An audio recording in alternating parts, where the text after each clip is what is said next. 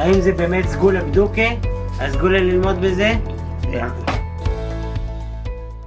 Erev Tov, good evening. Dobro V'yecher. We are in the Zera Shimshon on Parshas Vayera, and we're going to do Os Chaf Vav, section number 26. That's the last piece of the Zera Shimshons on Parshas Vayera.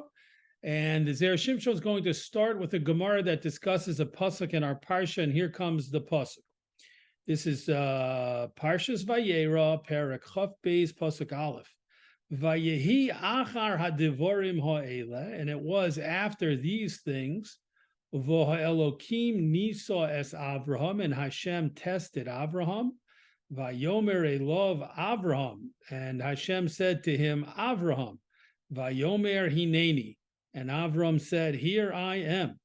And of course, the next pasuk and the rest of the following psukim talk about the great test of the Akedos Yitzchak, the test of Avraham, being commanded to sacrifice his son, or very, if you look at it very literally, to bring his son up as an offering, and of course that whole incident plays a very, very central role in Rosh Hashanah, Yom Kippur, and Tshuva, and also in general in Judaism. Very important event. So the Zera Shimshon is going to discuss that, and let's take a look. Let's get right into Os Chaf Vav, section number 26. Sanhedrin Perek Yud, in the Gemara in the Masechet of Sanhedrin in the 10th chapter. The Gemara quotes the pasuk we just read. Vayehi achar hadivorim ha'ela, and it was after these things, v'ha'elokim nisa es Avram, and Hashem tested Avraham. So the Gemara says, my achar. What does the pasuk mean by saying after? After what exactly? What is meant by achar hadivorim ha'ela, after these things?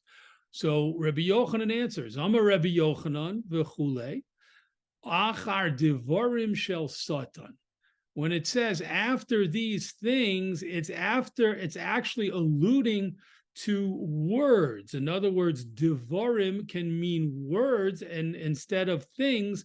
And Rabbi Yochanan says that's how we should translate it. Achar hadivorim ha'ela. After these words of the Satan, Hashem decided to test Avraham with the Akedah. Dichsiv, as the pasuk writes, Vayigdal hayeled vayigomal.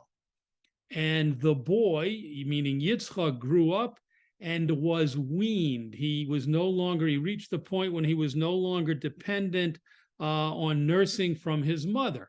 So in that pasuk, the Torah tells us that once Yitzchak was weaned, Avraham celebrated with a big party. He had a big celebration because this meant that Yitzchak was strong enough as a baby, healthy enough to begin to eat regular food and not to need to nurse from his mother. So Avraham threw a party on that occasion. Omar Satan lifnei HaKadosh Baruch Hu. So Rabbi Yochanan teaches us that at that time the Satan said to Hashem, Ribono shel olam, master of the world, zokein zeh, this old man, this elderly man, of course meaning Avraham, chananto lemeya shana pri beten, you were gracious to him and gave him a son at 100 years old.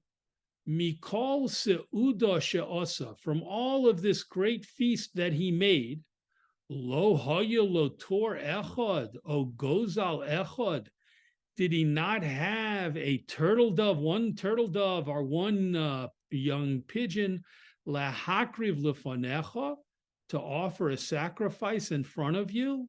So as we know, one of the Satan's big jobs that keeps him very busy is to make accusations, to accuse people in front of Hashem, with the hope that Hashem will decide to punish them, will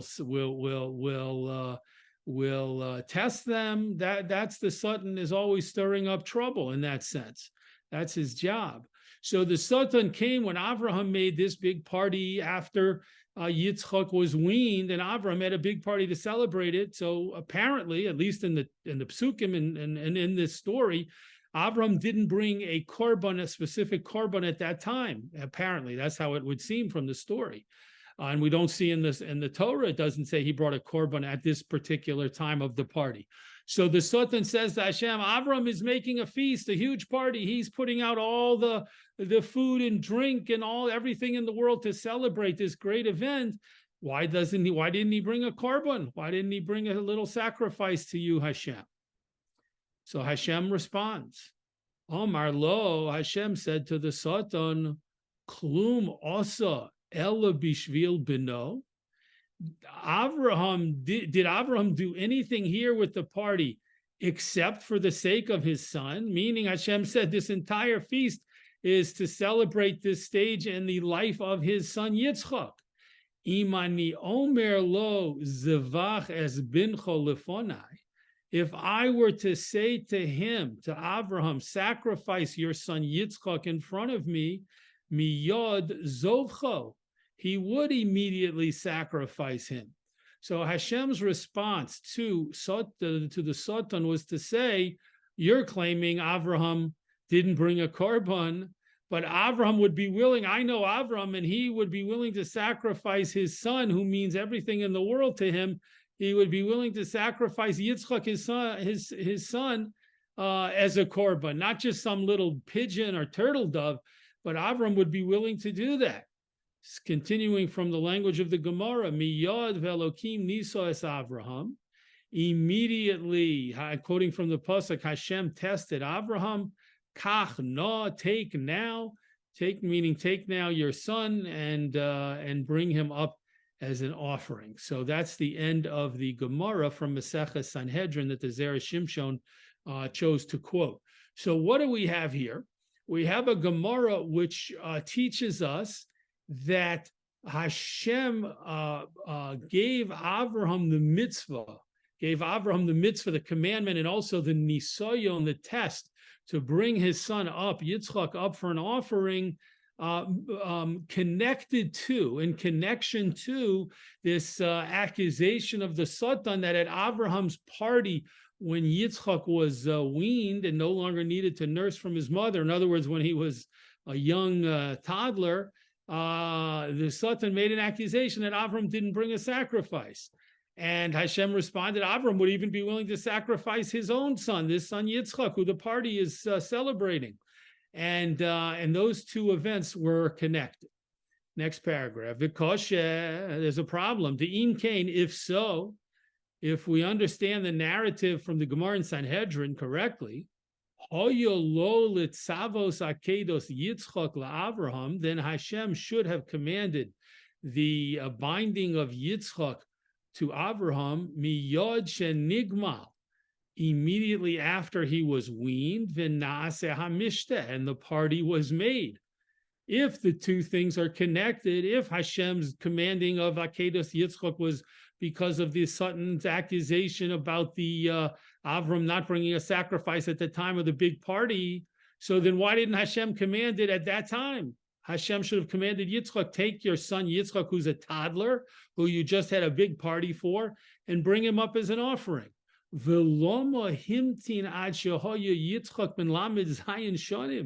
Why did Hashem delay and wait until Yitzchak was 37 years old? That's a pretty powerful question, a pretty strong question on the narrative that we just learned about in Gemara Sanhedrin. Ve'im nomar, and if we say, Shahasoton lo kitrag miyad la'achar hamishta, if we say, wait a minute, the Sultan got this idea of the accusation at the time of the party, but he didn't actually make a formal accusation after the party. At that time, that's not when he made his real accusation. Ela la'achar zman, but he made it afterwards. And once he made the accusation at a later time, miyad siva kodesh baruch hu, immediately Hashem commanded la'avraham, to Avraham akedas beno, the binding of his son. So the Zera Shimshon says there is an easy way to answer this question, and that is to say that it's true that the Sultan got his idea of making an accusation against Avraham at the time of this party, but he did not make the accusation then.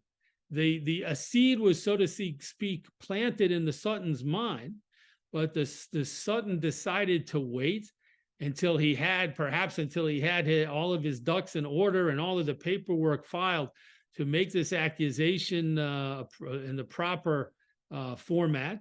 And then he made the accusation when Yitzchak was 37 years old. And that's when it says Hashem immediately responded to the accusation and told Abraham to take his son Yitzchak up for the Akedos Yitzchak. So the Zera Shimshon says, Koshe, that's a creative idea, but it would still be problematic. Loma himtin lekatre kol kach zman. Why would the Satan wait so much time to make this formal accusation? The Satan should have made his accusation immediately, right? So, in other words, we haven't really helped or solved anything. We've come up with a possible answer, but ultimately the same question, or at least a very similar question, can be asked. Instead of saying, why did Hashem wait so long to command Abraham to do the Akedos Yitzchak? And now the question is, why did the Sultan wait so long to make the accusation until Yitzchak was 37 years old, when the Sultan could have made, and apparently should have made, the accusation directly after the party that Abraham threw when Yitzchak was a little boy who was just weaned from his mother's nursing. So now the Zera Shimshon has to develop another idea to be able to answer this question. Next paragraph. V'yesh lomar, we can say, shebevadai hasotan hischil lekatreg miyod achar hasudo. The Satan certainly, he started to immediately make his accusation after this big feast, this big meal. So that's kind of premise number one, or step number one. Zera Shimshon says we need to proceed step by step in a methodical fashion to figure this all out. So number one is, it only makes sense that the Satan, seeing that Avram Avinu made a huge party and didn't bring a korban to Hashem, would have immediately made that accusation. It's not logical to assume that the Satan would have waited when he had a nice, juicy accusation to make against the tzaddik Avram Avinu. So step one is to say, certainly the Satan made his accusation immediately after the party, as soon as he could make it. Aval midas HaKadosh Baruch Hu, but one of the characteristics of Hashem is leharich apo, to draw out his anger, to be slow to anger, to slow things down. Af im harushoyim, even with wicked people. In other words, not only with someone of the caliber of a tzaddik like Avram Avinu, but even with wicked people, Hashem slows down their judgment and their punishment. Kidei Omrinon, as another Gemara in Sanhedrin says, Erech apayim. The Torah says that one of Hashem's midos, one of Hashem's 13 attributes, is erech apayim. He draws out, he slows down, and is slow to get angry. He delays his anger. And the Gemara comments, lat tzadikim v'lo rishoyim. This applies both to righteous individuals like Avraham and to rishoyim, and to wicked people. Ve'af kan, and even here, herich lasois zeha nisoyon la'Avram. Hashem heard the accusation from the Satan right after the party, but then he delayed the actual test. He delayed this extremely painful and difficult and challenging test to Abraham. He delayed giving it to Abraham for many years. So we have the Satan making the accusation right away. Then we have Hashem delaying to follow up on the accusation by testing Abraham with the Akedos Yitzchak for a long time, which fits in with the idea that Hashem is always delays his anger. He delays his anger not only to punish someone, but he delays his anger when testing someone. He doesn't necessarily test someone immediately, even though it might seem to be appropriate, but rather he delays the test because he's erech hapayim.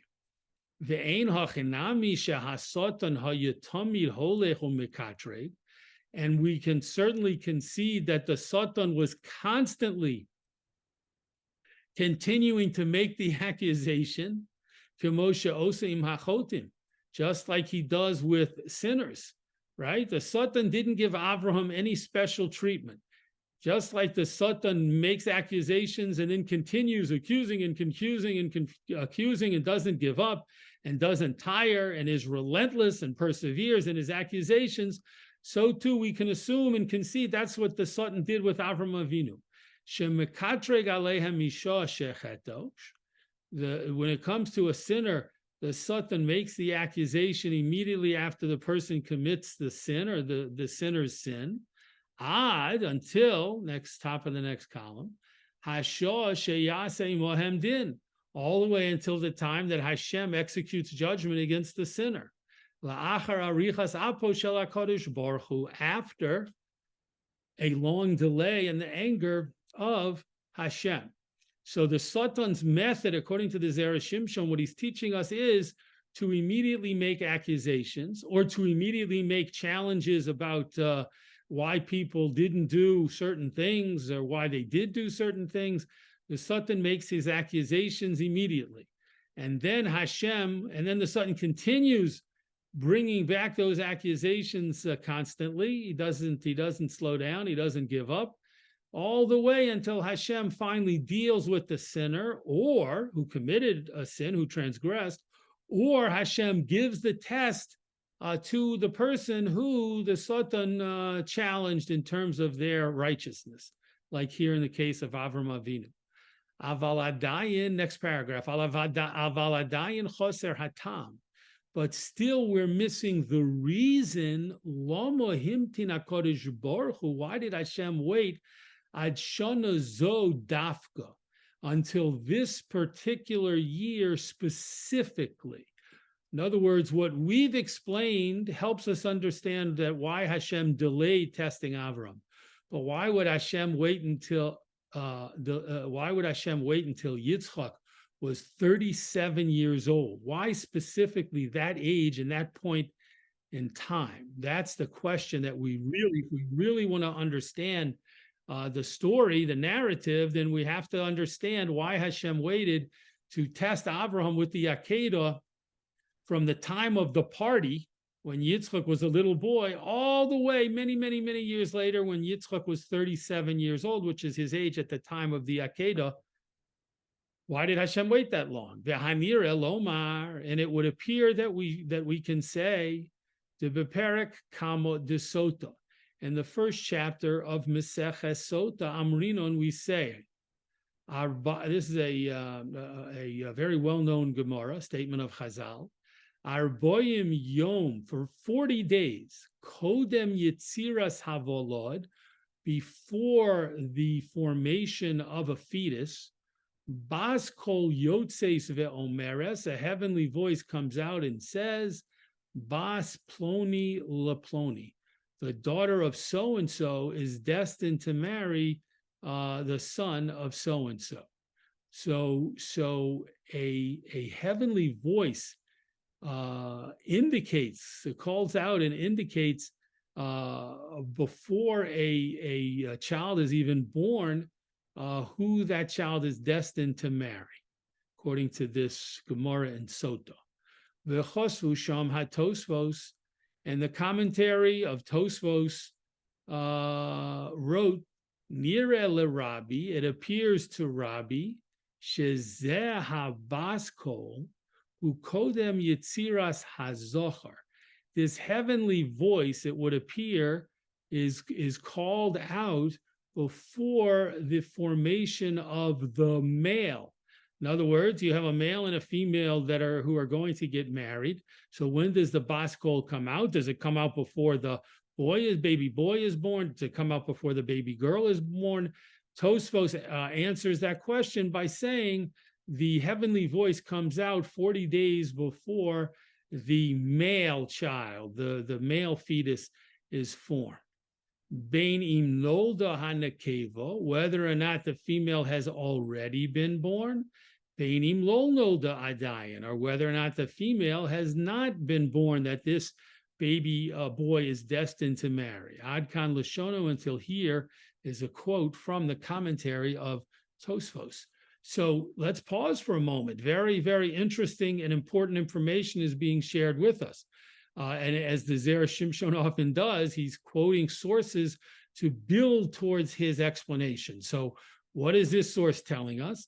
The Gemara is telling us that before a baby is born, a heavenly voice comes out and says, this boy is destined to marry this girl, or to be closer to the quote in the Gemara, Bas Ploni Leploni, the daughter of such and such a person is going to be married to the son of such and such a person.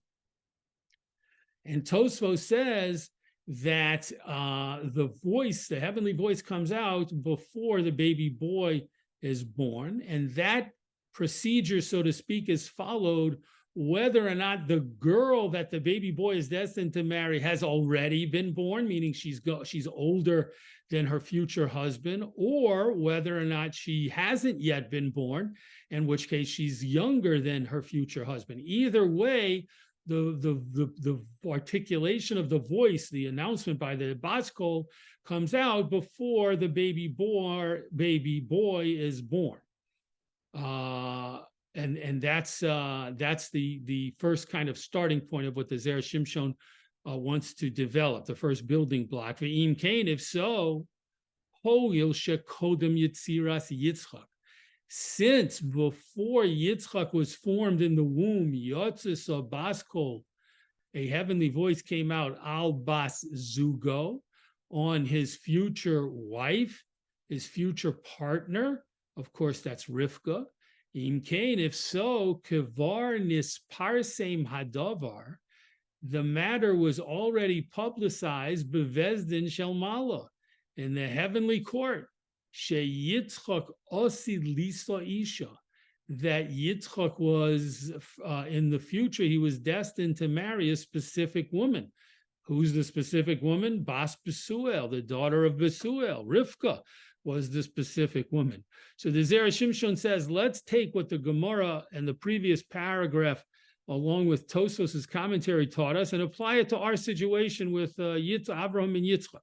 So 40 days before Yitzchak was formed, or was completely formed in the womb, a heavenly voice came out that could be heard in heaven. A heavenly voice was heard by the Bezdin Shel Mala, the heavenly court, that Rivka was destined to marry Yitzchak. So they knew that. That was a fact that was known in the Bezdin Shel Mala before Yitzchak was even born. Ve'eno omed likorev ala mizbeach.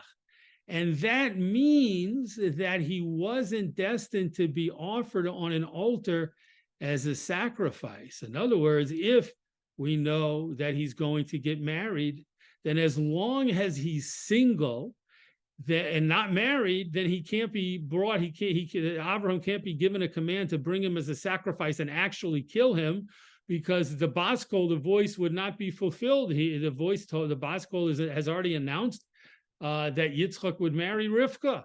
So as long as Yitzchak hasn't married Rivka yet, there can't possibly be an Akedas Yitzchak, a command to sacrifice Yitzchak. The kivention is parsem lamala, and since this piece of information about Yitzchak and Rivka being destined to marry each other was publicized above in the heavenly court, ksiv, it's written in a pasuk in Koheles, ki of hashamayim v'chule uval kinofayim v'chule. The pasuk in Koheles teaches us that you should never rely on a secret being kept, because a bird from the sky can hear the secret and carry it to others, the little birdie, the famous little birdie. Uval kinofayim, and a winged creature can also reveal secrets that were overheard and secrets that were revealed. So that's what the pasuk in Koheles teaches us, which means if the Baskol was heard in the heavenly court, then you can't assume that secret was limited to the Bezdin Shel Mala. The Ein Ze Od Nisayon Gomer LaAvraham, and that means that the test of Akedas Yitzchak was not such a great, strong, powerful test for Avraham. Why not? Sheyomru Habrios, because people could say, She'Avraham Hayanavi. Avraham, it was well known, was a prophet, which means Hashem spoke to him. And Avraham was privy to great secrets, especially from Hashem and also from what was going on in the Bezdin Shalmala in the heavenly court. And therefore, we can assume that Avraham knew that Yitzchak was going to survive.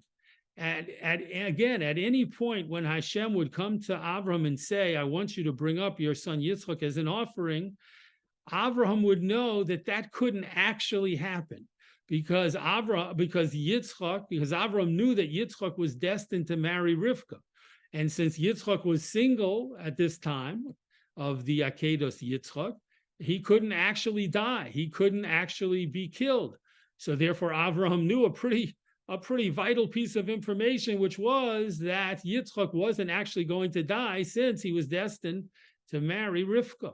Ubishvil zeh osa atzmo, and because of this, because he had this knowledge, he made himself kimizdares betzivoy hamakom, as if he was someone who was rushing to fulfill the command of Hashem. Avram got up early in the morning and did everything and acted as if he was running off to Har HaMoriah to sacrifice Yitzchak. But that wasn't true because he knew that Yitzchak wasn't going to end up being sacrificed. Ve'ein lo od bazeh kol kach zuchus v'shevach.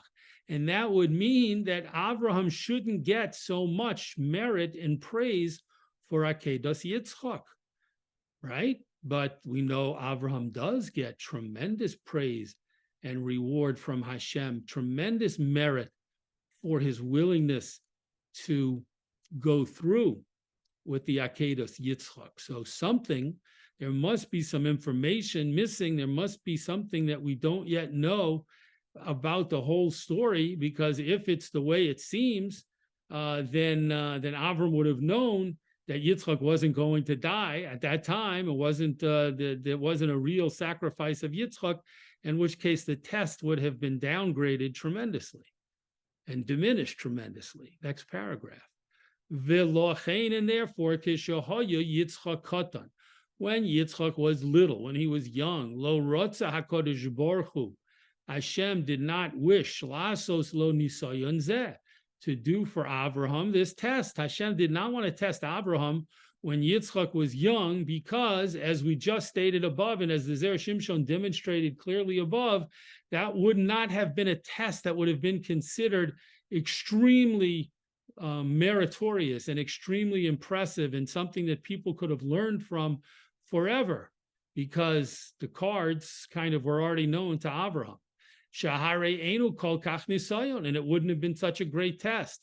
Va'afal pisha adayin lo nolda Rivka bazugo, and even though Rivka wasn't yet born, when Yitzchak was young, Rivka, of course, wasn't born. There was a great age difference between them, and so she wasn't born. Yesh lachshov, Abraham could have thought, sheyesh kama anoshim shenoladim eser o esrim shana, there are many men who are born 10 or 20 years kodem bazugam, before their partners, before their marriage partners. So especially back in those days, it was not uncommon for a man to be 10 or 20 years older than his wife. So therefore, Avram, in fact, was 10 years older than Sarah.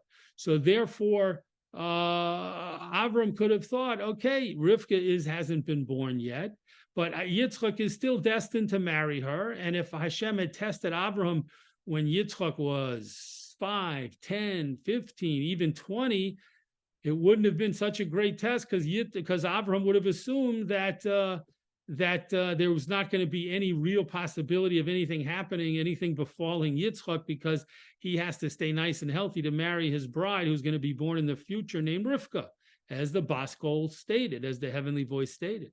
Omnam, however, la'achar she'avru lamed zayin shonim, after 37 years passed, not 10 years, not 20 years, not even 30 years, 37 years passed, va'adayin lo nolda, and still Rivka had not been born. Next page, top of the next page, column on the right, yesh lomar, then we can say, she'afal pi, that even so, shemitchilas yitziras Yitzchak, even though from the beginning of Yitzchak being formed in the womb, Gozer HaKodesh Baruch Hu, Hashem decreed Shetiya Bas Besuel Zugaso, that the daughter of Besuel, namely Rivka, would be his partner. Im Kol Zeh, nonetheless, Hoil She'adayin Lo Nolda, since she was not yet born, Svara Hi Lomar, it only would make sense to say HaKodesh Baruch Hu Ato Rotze Yitzchak La'ola, that Hashem, so to speak, changed his mind and wants Yitzchak to be brought as an offering. After 37 years, Avram would think, oh, this is for real. This is no longer a kind of situation that's not actually going to happen. This is actually going to happen, that I'm going to have to bring Yitzchak as an offering. And Hashem must have changed his mind. HaKodesh Baruch umishum hachi lo rotza shetavo od laolam oso haba shenigzara lo, and therefore Hashem must not want to bring into the world this girl Rivka that was originally decreed for Yitzchak, right? If Hashem is coming now in Yitzchak's 37 and telling Abraham, bring him up as an offering, Abraham's reasoning would be, oh, this is very real. But what about his marriage to Rivka that was destined? Hashem must not be planning to do that because the girl hasn't been born. And why hasn't the girl been born? Abraham would have reasoned because Hashem doesn't want her to be born and then have Yitzchak be brought as an offering and have her not be able to marry him. So therefore, she simply hasn't been born. And it would be a mystery as to why Hashem decided to operate this way, seemingly changing the original plan. The oso habas kol rishon, in that original heavenly voice, nisbatel v'holach lo, it was nullified and went on its way. That's what Abraham would think at when Yitzchak was 37, and therefore the nisoyon was a very real nisoyon. It was a nisoyon that left Avram thinking, I actually am going to go with my son Yitzchak and have to sacrifice him. And so too, the assumption is that that's what other people would assume as well. So this was a real bona fide nisoyon, a real authentic test of the highest possible level. Next paragraph. Ume'atohu nisoyon gomor li Avraham. And now that we understand this, we see that at this time when Yitzchak was 37, this was a very real test, a very serious test. Uraya ladover, what's the proof that this theory is true?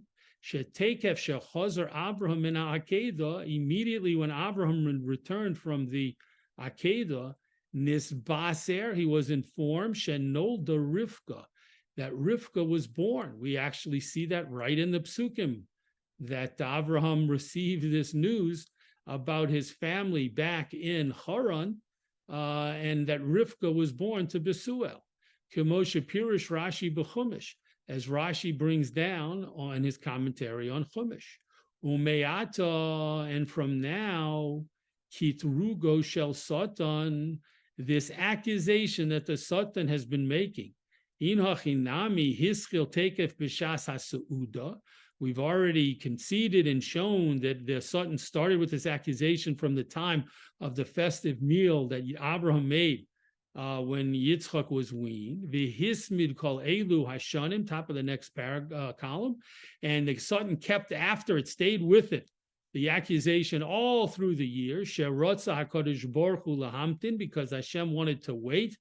Kedei sheyiyeh nisoyon gomer le'Avraham, in order that it should be a real, true, authentic test for Avraham. So everything, all of the building blocks and information has now come together, because now we understand why Hashem waited so long.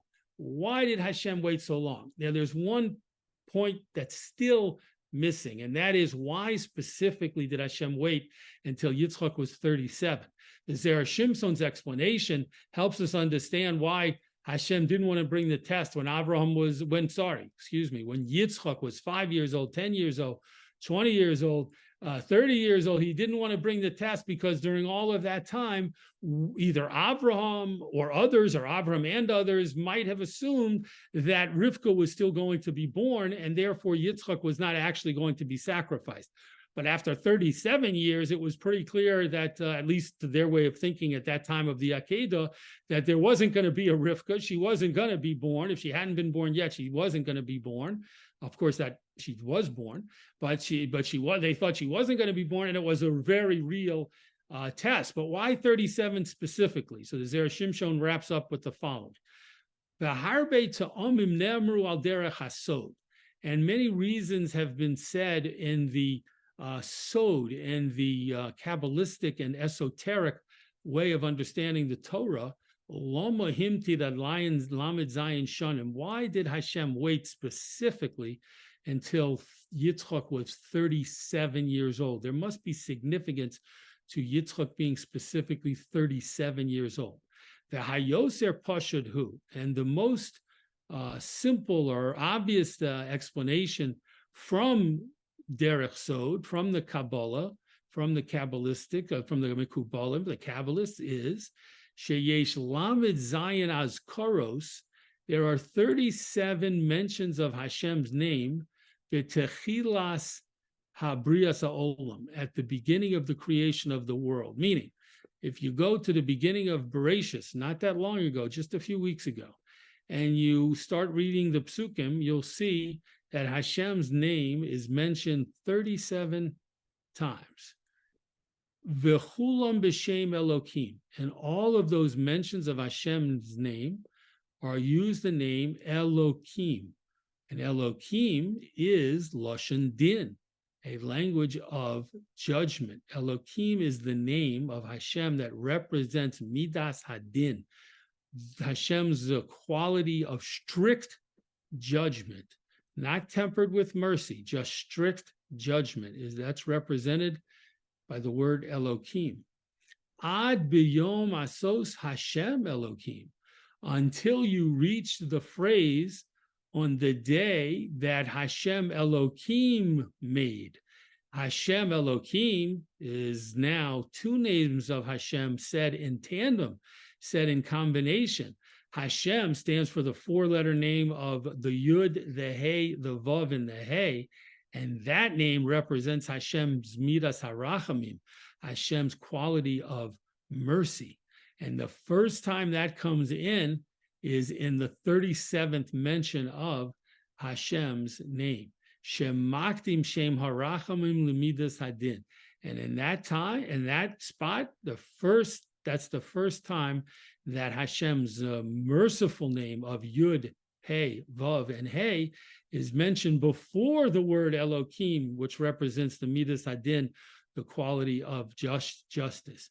V'hi sod akedos Yitzchak, and now this is the secret of akedos Yitzchak, lahachalish koach hadin, to weaken the power of the din. Meaning that when Yitzchak reached 37 years old, then Hashem said to Abraham, go and bind him, because the whole experience of binding of Yitzchak symbolizes the binding of Hashem's Midas Hadin, his strict quality of justice, and subduing it, so to speak, with the Midas Harachamim, with the quality of mercy. And that's represented by that 37th time that Hashem's name is mentioned in the beginning of the Torah, and there it's mentioned as Hashem Elokim. And that's the first explanation as from the Derech Sod as to why Hashem waited till Yitzchak was specifically 37. The Od she'ikar haTorah hu hevel pihem shel hatinokos. And another explanation has to do with the fact that the main Torah comes from the vapor of the mouths of the young children. Hevel pihem shel hatinokos.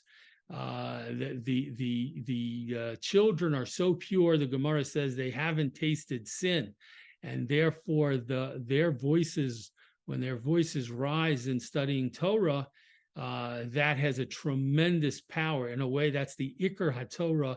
That's the primary expression of learning Torah with purity, is from the little children when they study Torah. Shebo miskayim ha'olam. And like the Gemara says, as you see the quote in parentheses, Maseches Shabbos, it says, this is what sustains the world. The hevel pihem shel hatinokos shel beis rabban, the little children studying Torah in the cheders, that in the yeshivas, that is what allows the world and causes the world to continue existing. Torah nitna misitra di Yitzchak. The Torah was given literally from the side of Yitzchak. This is a Kabbalistic idea which I am completely incapable of explaining to you, unfortunately. But in order to understand what the Zera Shimshon means, is trying to say, all we have to know is that there's a principle in the Kabbalah that when the Torah was given to Bnei Yisrael, it was given misitra de Yitzchak, from the side of Yitzchak, from the aspect of Yitzchak. And there's some connection between Yitzchak and his spiritual power that's connected to the giving of the Torah. Vehevel ole lamed zayin, and the word hevel, vapor, representing the vapor of the little children studying Torah, equals 37. So the Zera Shimshon says the combination of Yitzchak and Hevel equaling 37 is very, very powerful. And having the Akedos Yitzchak done when Yitzchak was 37 combines the idea of the Hevel, the vapor of the young children and their purity, with the power of Yitzchak, which is connected to the giving of the Torah. And that's a second reason as to why Hashem waited until Yitzchak was 37 years old before commanding the Akedos Yitzchak. So to quickly recap, the Zera Shimshon started with a Gemara in Maseches Sanhedrin, which connected the party that Avram threw when Yitzchak was a little boy to an accusation made by the Satan, and then which led to